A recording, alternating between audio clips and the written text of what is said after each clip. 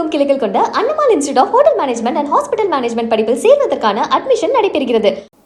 இவர்கள் செய்த பேரத்தை வைகோ வாக்குமூலத்தின் மூலம் நாங்கள் ஆளுநருக்கு புகார் கொடுத்துருக்கிறோம்.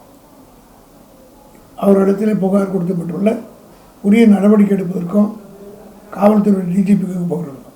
இதுக்கு பிறகு ஆஃப்டர் தாட் இதுக்கு ஒரு கவுண்டர் பண்ணணுன்றதுக்காக தேவையில்லாமல் ஏதாவது கரூரில் இப்போ விஜய் போப்பார் செத்தப்போ அப்போ செத்த போது போய் பார்க்கல, செத்த அன்னைக்கு போய் பார்க்கவில்லை. அந்த இடத்துல யாரையும் போக்கலை. அது ஏர்போர்ட்டில் ஓடியாந்துட்டார். ஆனால் எங்கள் தலைவர் நேரடியாக போய் அங்கே அவர்களை எல்லாம் இரவோடு இரவாக சென்று பாதிக்கப்பட்டவர்களுக்கு நிவாரணம் வழங்கினா எல்லா விதமான நடவடிக்கை எடுத்தார்.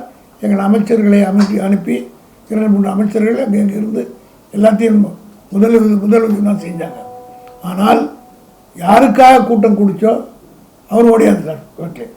ஒரு கர்டசி கூட அங்கே நின்று ஒரு ப்ரெஸ்ஸையும் பார்க்கல, யாரையும் பார்க்கல. அன்றைக்கே திமுக ஆட்சியில் நீங்கள் ஆந்திராவில் பார்த்துங்க, தெலுங்கானாவில் ரெட்டி சீஃப் மினிஸ்டர் என்ன பண்ணார், ஒரு சினிமா தியேட்டரில் ஒரு படம் ரிலீஸில் 2 பேர் படம் பார்க்குற போது செத்துட்டாங்க. அவங்க அந்த படத்தை நடத்த கதாநாயகன் மேலே நடவடிக்கை எடுத்து அவர் மேலே கேஸ் போட்டாங்க. ஆந்திராவில் தெலுங்கானாவில் நினைக்கிறேன் இல்லையா, தெலுங்கானாவில். அதுபோல் 40 பேர் இவர் கூட்டின கூட்டத்துக்கே 40 பேர் கூடி செத்துருக்கிறார்கள். 41 பேர் செத்ததுக்கு அன்றைக்கே இவர் மேலே ஒரு எஃப்ஐஆர் போட்டு இப்போ ஆந்திராவில் ரெட்டியாக காங்கிரஸ் அவரோட கூட்டணியில் இருக்கிற காங்கிரஸ் கட்சி சீஃப் மினிஸ்டர் அங்கே ஒரு சினிமா தேட்டரில் ஒரு படம் அந்த படத்தை போய் பார்க்க போனவங்க 2 பேர் கூட்ட நெரிசல் செத்தாங்கிறதுக்காக படத்துடைய கதாநாயகர் மேலே ஆக்ஷன் போட்டு நடவடிக்கை எடுத்தார். அதே நடவடிக்கை இங்கே தமிழ்நாட்டில் திமுக ஆட்சியில் இருந்தபோது எடுத்திருந்தால் இன்றைக்கி விஜய்ன்ற ஒரு ஆள் இருந்திருக்க முடியாது. ஆதவ அர்ஜுன்னா இதனால் அக்யூஸ்டில் கன்விக்ஷன் ஆகி உள்ளே போயிருப்பாங்க.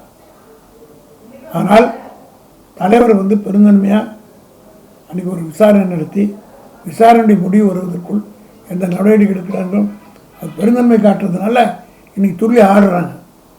அந்த கேஸில் அக்யூஸ்டாக இருந்து மாட்ட வேண்டிய உள்ளே போக வேண்டிய ஆதவர்ஜுனா இன்றைக்கி துள்ளுறார், அறுத்த கோழி மாதிரி துள்ளுறார். ஆனால் அவருடைய பேச்சுக்கு எல்லை இல்லாமல் பேசுகிறாரு, எல்லை மீறி பேசுகிறாரு.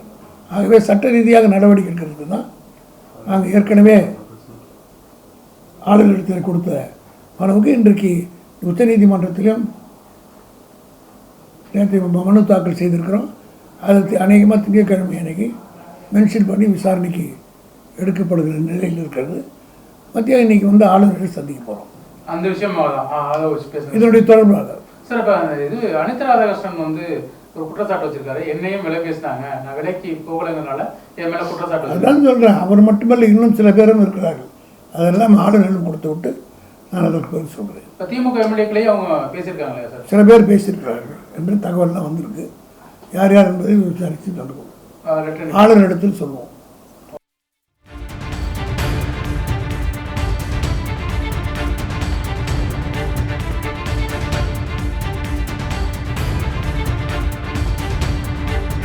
தமிழகமெங்கும் கிளைகள் கொண்ட Annamal institute of hotel management and hospital management படிப்பில் சேர்வதற்கான அட்மிஷன் நடைபெறுகிறது.